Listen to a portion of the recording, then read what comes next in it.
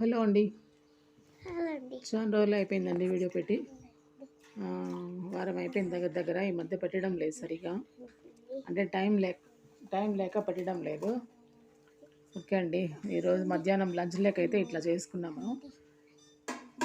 పప్పు బచ్చల కూర అండి. చాలా బాగుంటుంది. మనకు ఒంట్లో కొంచెం శక్తి తగ్గినప్పుడు దానికి కూడా ఇది బాగా కొంచెం స్ట్రెంత్ బాగా వస్తుంది. బా బాగుంటుందండి.